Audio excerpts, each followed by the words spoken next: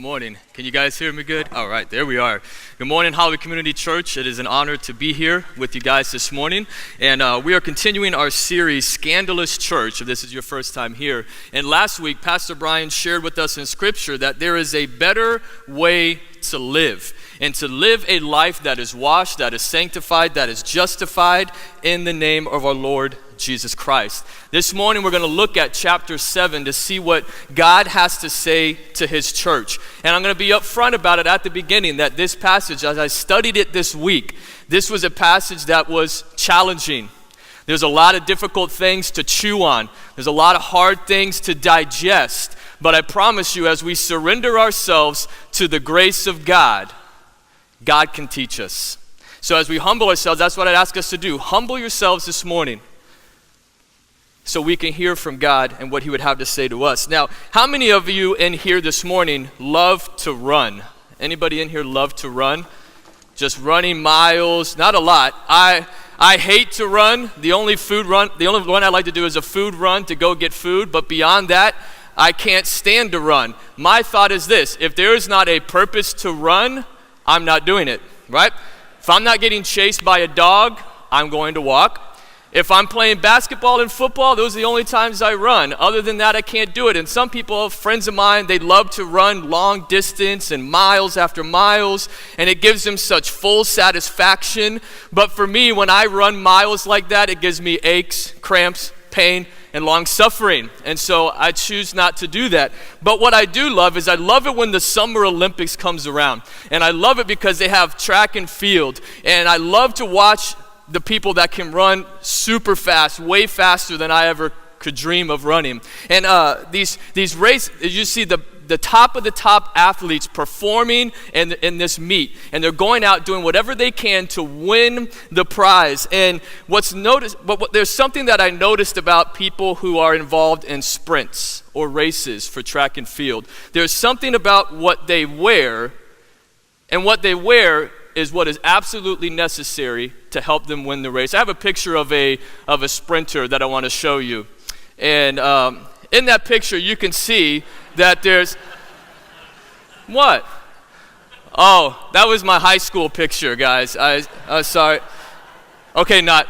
All the people who are like graphics designers are like hating my Photoshop skills. But if you notice what the sprinter's wearing, he doesn't have a parka, right? He's not running in a big old coat. He's not walking around, he's not wearing jeans or sweatpants for him to run. He's not running down the track in high heels. Have you ever seen that happen? No, you never see that happen. Why? Because these runners understand something, that they will only wear what is necessary to help them run the race as best as they can. Anything that they put on that is a hindrance, that deters them, that causes resistance to them running, they do not put on their body. You might say, well, Brad, why are we talking about these runners? What does this have to do with this morning? You see, I'm going to read a verse in just a moment. You see, if these runners were to put on the hindrances of a big coat, jeans, shoes, whatever it might be, it adds weight to their race.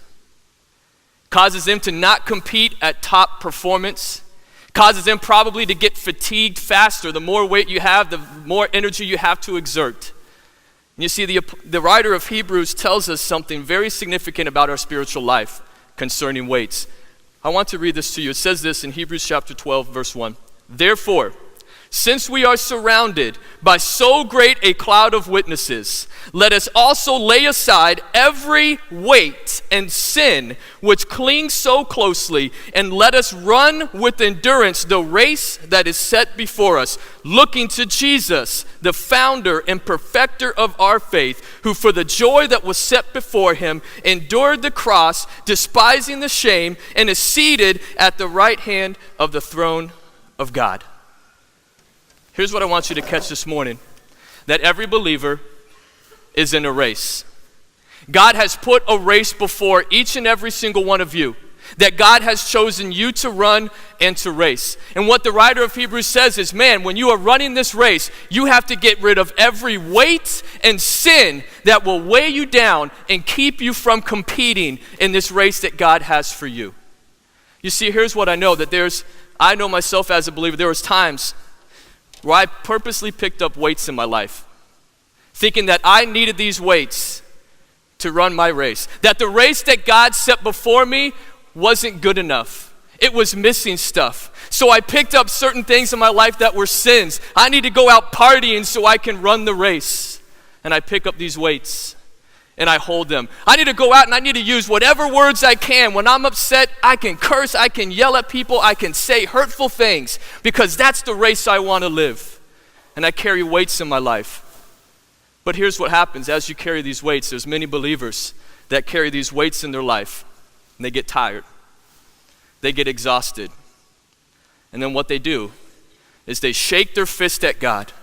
God, why is this happening to me? God, this is your fault that I'm not chasing the race you have before me. And God is sitting there telling those believers, don't blame me. Drop the weights. Confess, repent, and live the race that I've set before you. You see, in this passage, we're going to look at some weights that can weigh us down when it concerns marriage, when it concerns singleness.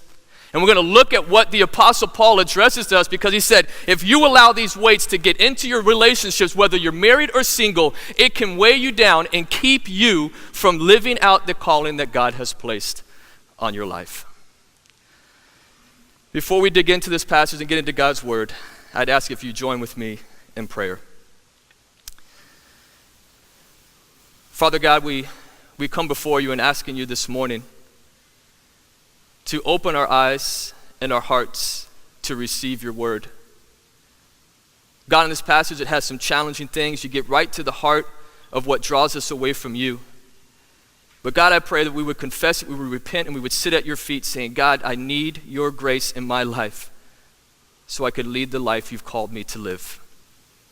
Change our hearts, shape us into your image, Father God. It's in your name we pray. Amen. I want you to look at verse 17. If you have your Bible, you can turn to 1 Corinthians chapter 7. I'm going to start off with verse 17 first, because as I was studying this passage, I began to see that in verse 17, there's this theme, there's this idea, there's this principle that Paul interweaves throughout each area when he gets through this passage. And so this one idea, this one thought is the driving theme that is weaved through each of these areas we're going to look at this morning. And as long as we understand that we're going to look at this passage through this lens, it helps us to understand and to see what God is doing through this passage and what he would have us to do in our lives. In verse 17, Paul says this, only let each person lead the life that the Lord has assigned to him and to which God has called him. This is my rule in all the churches. Here's what Paul is saying. Whether you are married or whether you are single, as a believer, God has placed a calling on your life. And that calling for your life is for you to fully devote yourselves to serving him, to living out the gifts and talents that he has placed inside of you. That your highest priority, whether you're married or single, is saying, I'm going to commit to serving God. And so here at the beginning, here in verse 17, the Apostle Paul says that you are to live the life that God has assigned to you. So as we examine this passage, keep that thought in mind. Our highest priority is serving God, whether married or single. When we get to verse 1 of chapter 7, the Apostle Paul makes a shift from talking about sinful things, sexual immorality, and he makes a shift here to teach us something about relationships. And he's exhorting the Corinthians how to honor and glorify God through their body, and also hear about their roles, whether they are married or single. And the Corinthians at this time had improper views of relationships that was causing them to carry weights as they tried to live out the life God had called for them, concerning marriage and concerning singleness. And so I have a few things here as we look into this chapter that the Apostle Paul gives to us. The first one, I wrote it down in my notes, I wrote it down this way. Embrace sexual intimacy. As he's talking to married people, he says, if you want to run the race that God has set before you and your spouse, you must embrace sexual intimacy. Verse 1 says this, "Now concerning the matters about which you wrote, it is good for a man not to have sexual relations with a woman." Verse 1 right here says that the Apostle Paul is getting ready to address some concerns that the Corinthians had. They had this idea that it was not good for a married man to have sexual relations with his wife. In no way is this talking about a unmarried person and saying, okay, unmarried person, you shouldn't have sex with a woman before you're married. That's not what Paul is addressing. What Paul is addressing are people that are already in a marriage relationship, and he tells them, what the Corinthians were believing was that in this marriage relationship, it wasn't good for them to have sexual relations. And Paul says, no. That's not what the idea is. And he goes on to explain what is good for us. You see, Corinth was a city that was overwhelmed with sexual immorality. Sex was everywhere. You could go to the temple and have sex with a prostitute. And so there were many in this time that were sitting back saying, man, we've given our life to Christ. If sexual immorality is bad and it's not something that we should be involved in, here's reality. Then even in sex, because sex is so rampant, we should just avoid sex altogether. And the idea was this came from Gnostic teachings, which taught that the body is evil and the spirit is good. So anything that's done in the body is evil. And since sex is done through the body, therefore sex must in and of itself be evil. And so they said, hey, if since we're married and sex is bad, we're not having sex anymore. And that was the thought that Paul is addressing here. That's what the Corinthians were holding on to. And they said, so here's the idea. Celibacy is the life to live. It's a higher calling. Don't embrace sexual intimacy.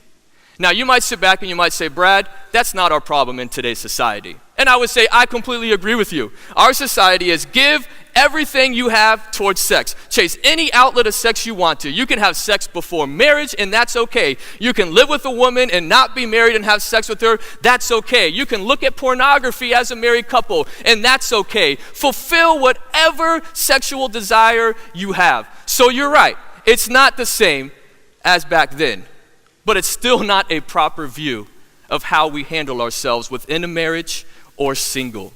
And the Apostle Paul addresses and he says, look, there is a proper way to handle this. And he gives us wisdom that if we follow this wisdom, it can help us prevent any weight or hindrance that keeps us from living the life that God has called for us to live. So he gives us a few principles about this sexual intimacy that helps us run the race as a married couple. And so here's the first one. I put it down this way in my notes. Protect your marriage. You see, sexual intimacy is important to help us protect our marriage. Where do I get that from, Brad? Well, right here in verse 2, look at what the Apostle Paul says. But because of the temptation to sexual immorality, each man should have his own wife, and each woman her own husband. When he makes a statement here, I have to clarify something because it can get confusing. When it says that each husband should have his own wife and each wife should have her own husband, he's not talking to single people saying, if you have these sexual desires, go get married. It's not what he's saying. What he's saying is to protect a marriage from sexual immorality, from infidelity, from cheating, from seeking out your sexual desires in a way that doesn't honor God. If you want to avoid that, if you want to protect your marriage, here's what it is. When it mentions that each husband should have his own wife, that have means a married husband should have sexual intimacy with his wife, and vice versa. The wife should have sexual intimacy with her husband. You see, Paul gives us and says, sexual intimacy helps us avoid sexual immorality. When you do not engage in sexual intimacy in a marriage, you are opening up a door for Satan to tempt you and to lure you away into infidelity. This may have happened to you guys growing up. I know it happened to me several times. I would go to a friend's house when I was a young kid, and we would play around and throwing a ball inside the room, inside the house, wrestling, doing all kinds of crazy stuff that kids do, playing hide and go seek. But then there was this one place that I would go to walk into as a kid, and there would be no adult around, but as soon as I went to step in this room with white carpet, all of a sudden, no, do not go in there. And I look in the room, and it has like all the nice decorations. It has like a tea set. and it has a couch that looks like the most comfiest couch you could ever sit on, but the people have one rule. You are not allowed to walk in that room. You can't go in that room and use that stuff. You do not step foot on my white carpet. And I remember thinking as a kid, then who uses this room? Angels? Like, what's the point of having this room that you can't walk on? And I remember I would get yelled at because I'd walk on it, and then when they told me not to, I wanted to do it anyways. And so I'd do like one little footprint, and then I'd leave. But here's what happens. When I realized that that room was no longer allowed for me to enter, I would tell my friends, forget that, let's go back over here to this room where we could do whatever we want. I want you to catch the principle behind here. Paul is saying the exact same thing. If you close off the room of your sexual intimacy, then the one spouse is going to find another room for which they can play in. You see, when you decide to close off sexual intimacy, you're opening the door for Satan to come in, to rear his ugly head, and open up the door for adultery to happen in your marriage. And so the Apostle Paul says, man, look, check this out. You have to understand that sexual intimacy is something that helps protect your marriage. It is good for a husband and wife to meet each other's needs sexually. It's here to protect you. It's not here to harm you. Here's the next principle he gives. Besides protecting your marriage, you must desire to meet your spouse's needs above your own. I'll say that again. Desire to meet your spouse's needs above your own. In verse 3, talking to the married spouses, he says this: the husband should give to his wife her conjugal rights, and likewise the wife to her husband. For the wife does not have authority over her own body, but the husband does. Likewise, the husband does not have authority over his own body, but the wife does. What is Paul getting at? That in a married relationship, we are not to seek our selfish needs first. That in a married relationship, we are here to meet the needs of our spouse first. That with Kelly and I, my desire is to meet her needs, and vice versa. Her desire is to meet my needs. Why? So that as we mutually are seeking to meet one another's needs, we are helping to maintain that sexual intimacy that will help us live out the calling that God has placed in our life as a married couple. You see, and so he says here that, look, your rights are not your own. Your body's not your own. You can't say, I'm going to withhold it for whatever reason I want to. I'm going to do what I want to do. I'm tired. You need to go away, watch TV. No. What he's saying is your desire in marriage is to put your spouse's needs above your own. And I know that's hard because all of us are selfish people. The Bible tells me so. I'm a selfish person. What I want is to naturally seek what Brad wants. And all of us are the same way, but God, Jesus, Paul always challenges us that, look, you are to look out for the needs of others. In a married relationship, to put your spouse first is so important to helping you maintain a healthy relationship. Why is that? So that you can run the race that God has set before you as a married couple. You see, Paul, he makes a challenge to the culture that he lived in. He lived in a culture where the women did not have any rights, hardly at all. He lived in a culture where women were seen as inferior. And Paul elevates the status of women and says, look, husband, you don't have authority over your wife. Your wife has authority over your body. You're to meet one another's needs. And the Apostle Paul, he goes back to Genesis chapter 2:24, and he says this. Genesis says this: therefore a man shall leave his father and mother and hold fast to his wife, and the two shall become what? Two shall become one, right? Shall become one. That means that the husband is not superior to the wife. It does not mean that the wife is superior to the husband. That they are there to function as one, meeting each other's needs so that they can fulfill the life that God has called for them. But I know that there's a lot of marriages. I know of a lady who told me one time, I'm withholding sex from my husband. It's not being the husband he needs to be. He's not being the father he needs to be. I'm not happy. He's made me upset. I'm withholding sex from him. Others have said, my spouse always complains every time we're getting ready for sexual intimacy, I have a headache, or fill in whatever other excuse is given there. And the Apostle Paul says, look, to be effective in marriage, to maintain a healthy relationship, sexual intimacy is a huge part of that. It protects your marriage. It helps you to grow together as one so that both of you could then go out and make an impact for God's kingdom.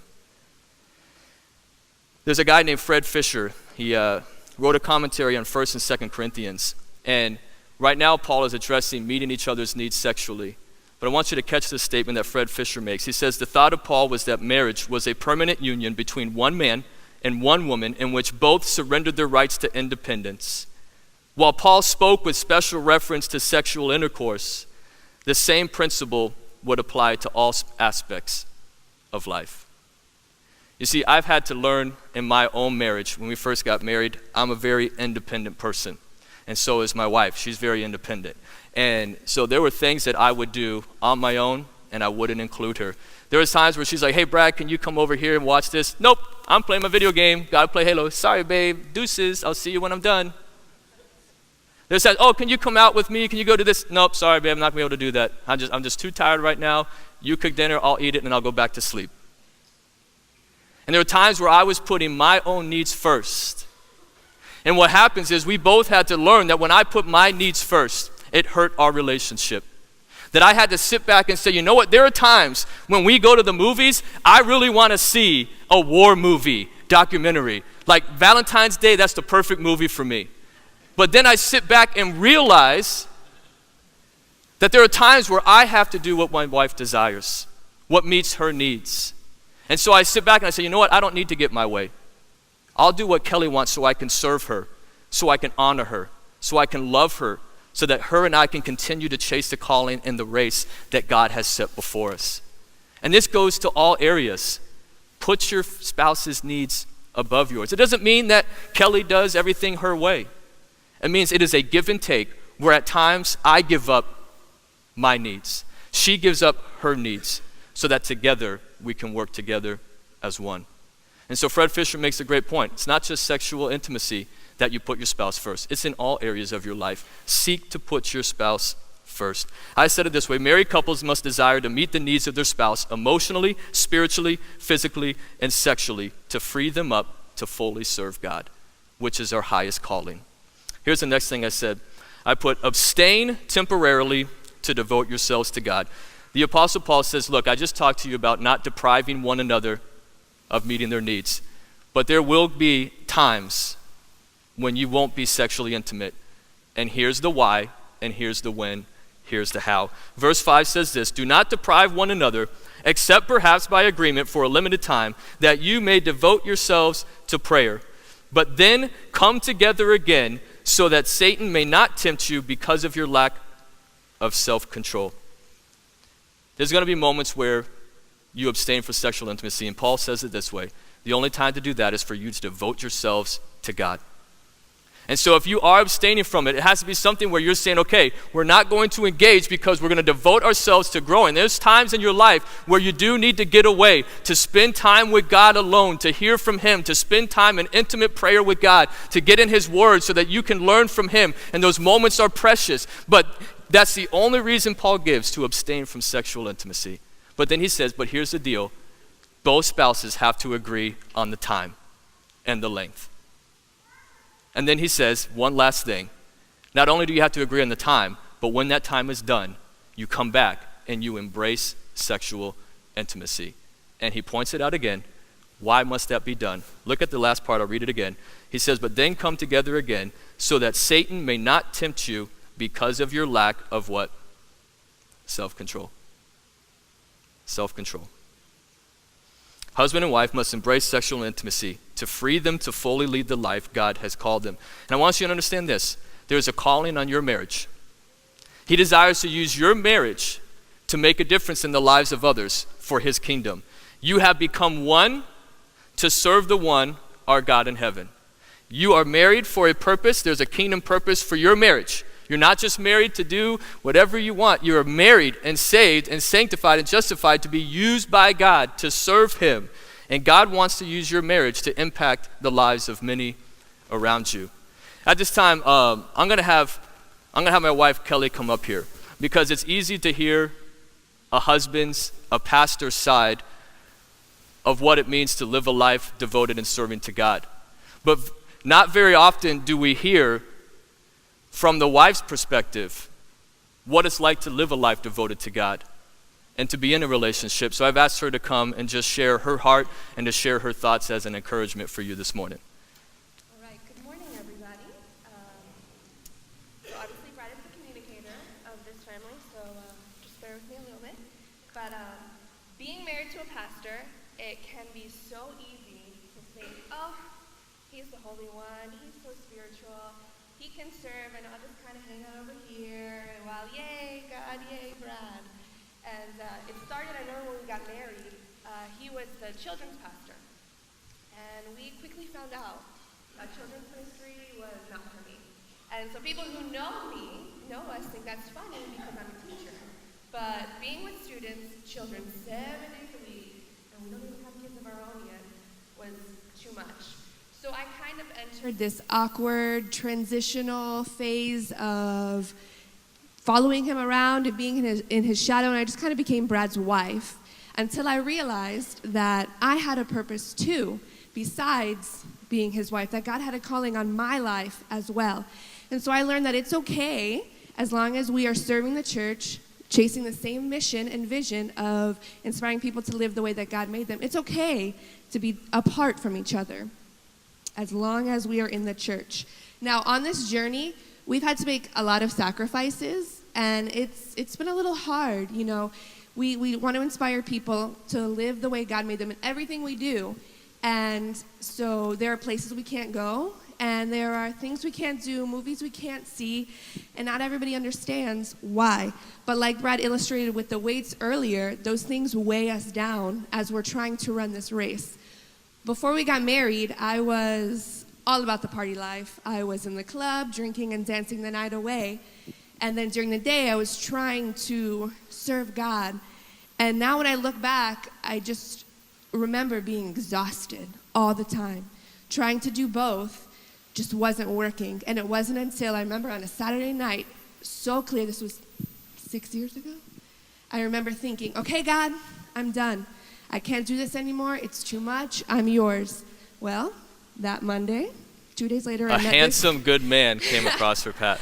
I met this guy, and the rest is history, as they say. And so it's been almost 5 years that we've been married, and we've had our fair share of ups and downs. But the one thing that has been constant is our relentless pursuits of living this life, running the race that God has called for both of us. And along the way, we've made some new friends, and we've lost some old friends. And people don't understand why we do it, why we make the sacrifices, the long hours, and I'm sure you can think of some people in your life too. But that's okay. You might even have some family members who make fun of you, who make fun of your Jesus, but that's okay. In Ephesians 4:1, Paul begs us to lead a life worthy of our calling because we have been called by God. And he's not just talking to the pastor or to the leader or to the super holy person that sits next to you at church, but he's talking to you and to me. If you're a single dad or a married mom, if you have a full-time career or you're a full-time student, if you're 16 or 62, there is a calling on your life, a race created just for you. So I'm here, we're here to challenge you in all you do to seek God and run the race that God has set before you. Thank you very much.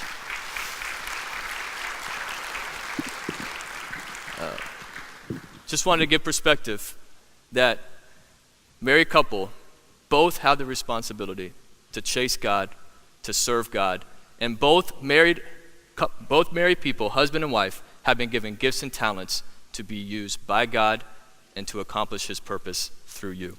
The next thing that Paul says, the second thing I put in my notes is this way. He addresses the married people, and then he kind of shifts gears a little bit, and I put it this way: embrace your gift.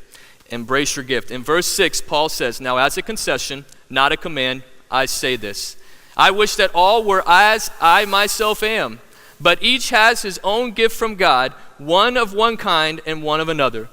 Just to address real quick, when he says now as a concession, not a command, Paul is giving us his wisdom as he is speaking and writing under the inspiration of the Holy Spirit. And he says, from his opinion, he wishes that all were as Paul were. And you might sit back and say, what does that mean? I wish I was as Paul. Well, Paul was single. He was not married. And if you look at the life of Paul and you examine what he did, his life was 100% fully committed to serving God. And so he says, man, I wish everybody was like me, where you're giving 100% of your life to God, serving him so that the gospel could be presented, so that it could go forth amongst all the world. But the Apostle Paul also knew that this was just wisdom. It wasn't a reality, because he knew that there was people that had different gifts. Some people had the gift of singleness, where they're able to control their sexual desires. They're able to keep it under wrap, and that they don't need to get married. They can devote 100% of their life to God. But Paul also recognized that there are many people that do not have that gift of singleness. They have the gift of marriage. They don't have the self-control which they need to be able to control their sexual desires. And so he understands that there are some that have the gift of singleness, and there's some that do not and have the gift to get married.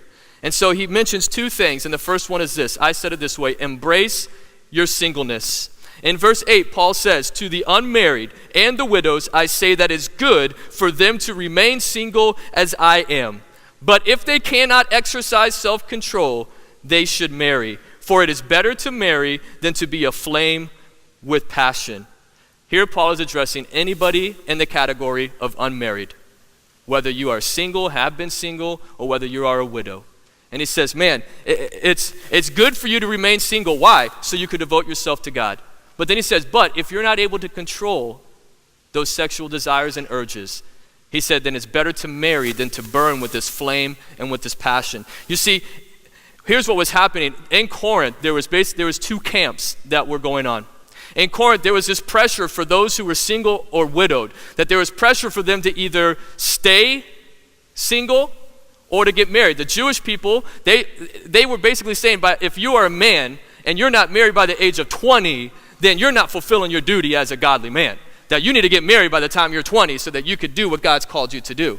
Then you had some in Corinth that were saying, no. Sex is bad. You should be celibate. So you shouldn't get married at all. So somebody growing up during this time and living here is sitting there hearing, no, you should get married. No, you shouldn't get married. You should get married. No, you shouldn't get married. And the people were panicking, what do I do? Who's right? Which one do I listen to? And so the Apostle Paul gives them some guidance. You see, in our culture, we're not much different when we put pressure on single people. When I first met Kelly, she had, her nephew was 5 at the time. And I remember just being around them for a few times, and then I remembered he was in kindergarten, and so I said, hey, Reza, how's kindergarten? Oh, it's fun, I like it. And I'm like, okay, cool. I said, and then here was my next question. Do you have a girlfriend? And he goes, yes, I have 2. And so at first I was like, oh, that's so cute. That's awesome. Way to go. Yeah, high five. And then as I'm studying this passage, I'm sitting here going, what a ridiculous question to ask, number one, a 5-year-old. But is that not the case that we do with children, teens, and adults? Hey, nice to meet you, Bill. How you doing? Do you have a girlfriend? And that's one of the things that we throw out there. And what does that do? It creates pressure. It creates this identity crisis where people grow up saying, okay, if people keep asking me, do I have a boyfriend or girlfriend, then clearly I need to have a boyfriend and girlfriend. And if I don't, something's wrong with me. I have a problem. I can't be happy unless I have somebody with me. And so our society creates pressure for us in our culture where people feel like, you know what, I have to have somebody so I can feel significance. I have to have somebody so I can feel worthy. I lived that lie in my own life.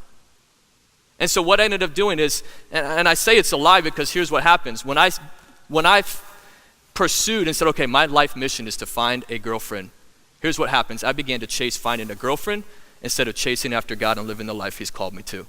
And you see, just thinking that I need somebody to make me significant takes you away from living the life that God has called you to live. I want you to understand this. This is what I've learned. For those that are single, I want you to understand this. Your singleness is not defined by who you're missing.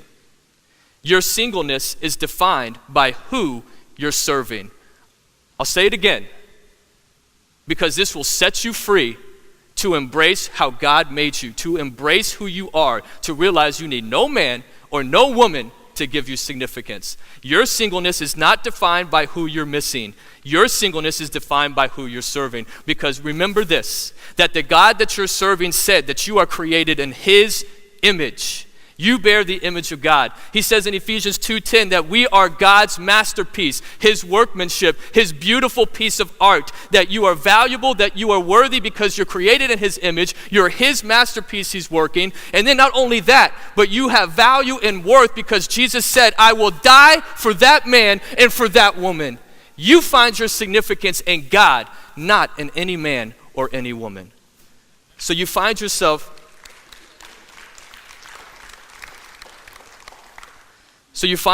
in this place of singleness.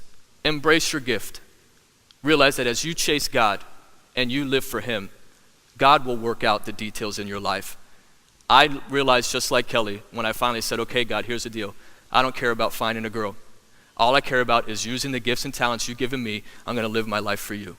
And in due time, at the right time, God brought Kelly into my life.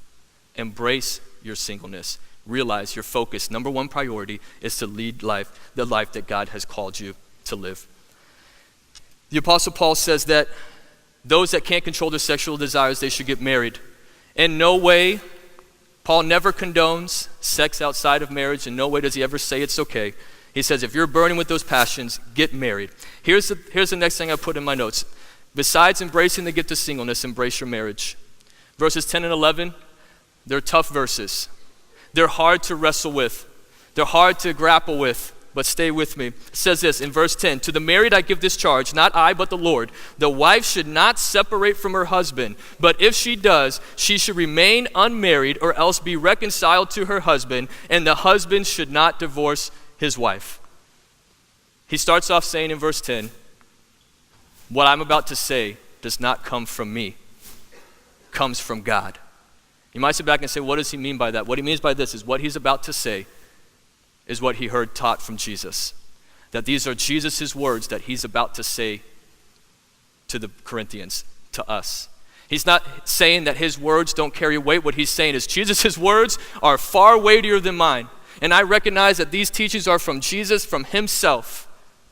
And yes, Paul's words carry weight because he wrote under the inspiration of the Holy Spirit. But here in this case, he's saying, look guys, I'm going to tell you what Jesus had to say about marriage, about divorce. And if you look back and say, okay, well, what did Jesus have to say about divorce? If you look at Mark chapter 10, verses 9, 11, and 12, it says this, what therefore God has joined together, let not man separate. Whoever divorces his wife and marries another commits adultery against her. And if she divorces her husband and marries another, she commits adultery. Jesus' teaching is that when a married man and woman come together, they are joined into one. The bond is so close, it is to be a lifelong commitment. But to break that commitment, to undo it, is to be sin. It's to be adultery. If somebody gets married again after they divorce, it becomes adultery. And some of you might be in this scenario today. Some might have had that happen. They went through a divorce. They went through this time where they got that divorce for whatever reason it might be. And Jesus is saying, look, we are not to break that union. What God has put together, let nobody separate. You see, what Paul wants the Corinthians to understand is that what is the goal of marriage? The goal of marriage is the preservation of the marriage, not the separation of the marriage. That there are many that were looking. There were some that were going to sit back and say, well, you know what? I'm married, but you know what, Paul? I truly do believe I have the gift of singleness. So I'm going to get a divorce so I can live the life of singleness that God has called me to live. Apostle Paul knew people would say that, and he says, no. Listen to what Jesus says. A marriage is a lifelong commitment to one another between a husband and a wife. It is a bond. It is not to be broken. When it is, it's a sin. To remarry, it's a sin. And it's hard teaching. It's hard to understand. And some of you might be saying, Brad, so what you're saying is, I've gotten divorced. I've remarried. So now you're telling me I'm living habitually in sin. That's what you're telling me, Brad. Here's what I want you to hear. Here's a point that I want to make clear to you.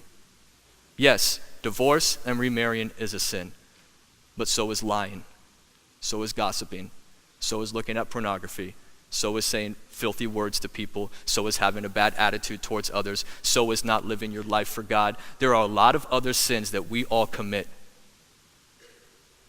And so divorce and remarrying is not the unpardonable sin. I want you to hear my heart. What's the remedy for all that? The remedy for any sin we commit is confession, is repentance, is falling at the feet of Jesus saying, okay, Jesus, I'm sorry. And then what's the goal? Moving forward, not looking at your past, realizing that Jesus died for your sins once and for all, not dwelling on the past, but realizing what is God doing in your life in the present and in the future. So if you've gone through divorce and remarriage, this is what I'm telling you to do. Embrace your forgiveness. Embrace God's grace in your life and commit to preserve your marriage now and forever. Work towards living the life that God has called you to live with you and your spouse. Live out that calling. Embrace God's grace. And no way are we saying that you've been divorced and remarried, that God has given up on you and that God can't use you. Not true. Hear my heart on that.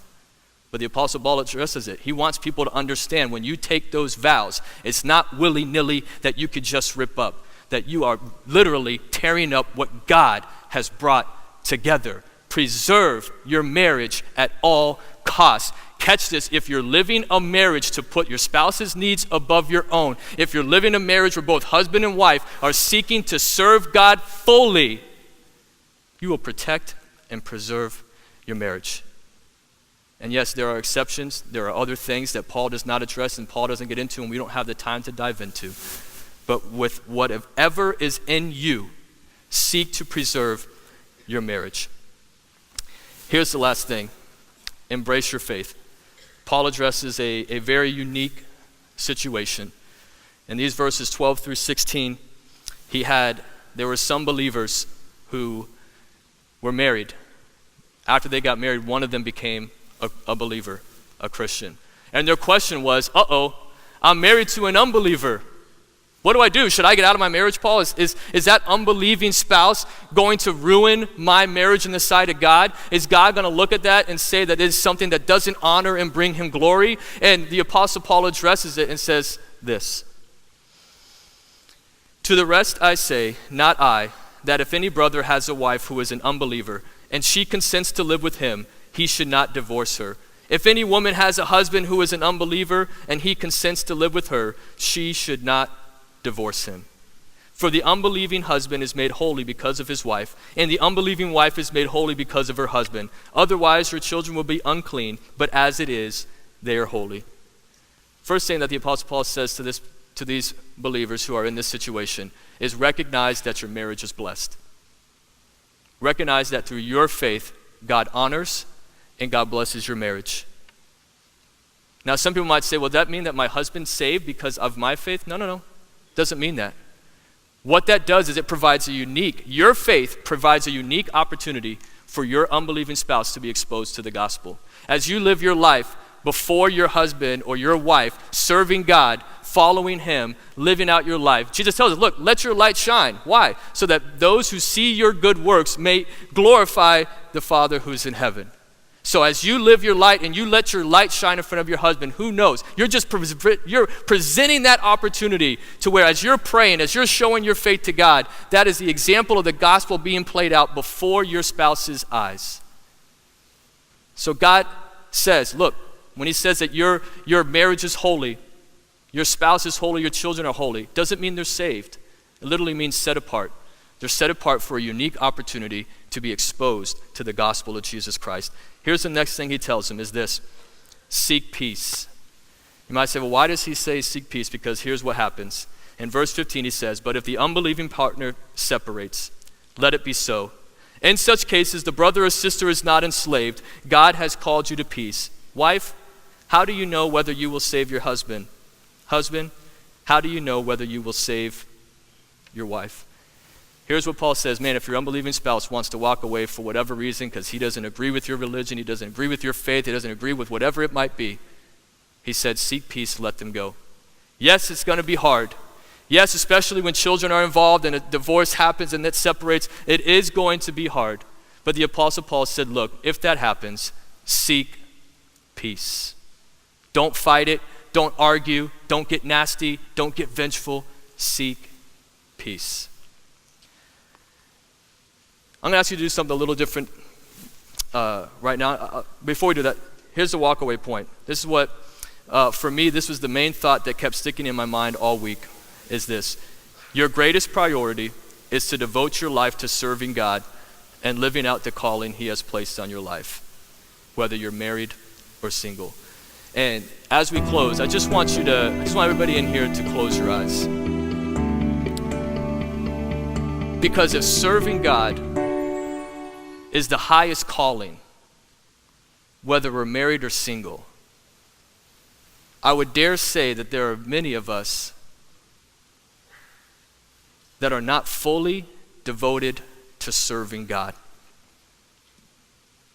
And I just want you to imagine, as your eyes are closed, want you to imagine if this body of believers at Hollywood Community Church, if every one of these members devoted 100% of their life to serving God. I want you to imagine the impact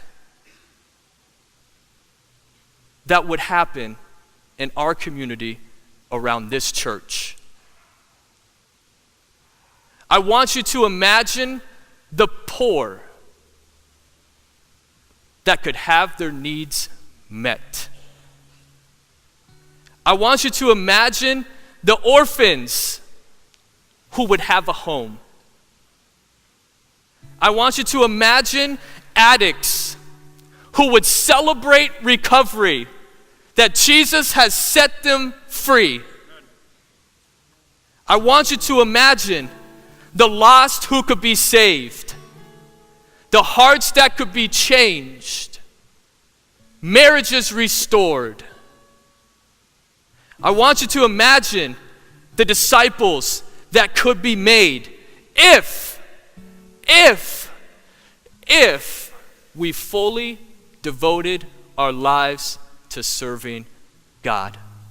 Imagine a body of believers set on fire with the passion and the gift of God flaming in their hearts and their lives, and they're going out accomplishing the purpose that God has set before them. We could be a church completely used by God to see the gospel go forth. But it takes us willing to sit back and say, can I put myself aside so that I could lift up Jesus' name, so that he is glorified and he is worshiped above all. So this morning we talk about marriage, we talk about singleness, we talk about divorce, but the real thing that Paul is getting at is, are you willing to fully devote yourselves to serving God? That's the question at heart this morning.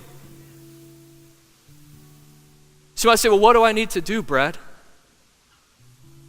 Commit to serving God with everything you have. 100% of your life. 100% of your heart.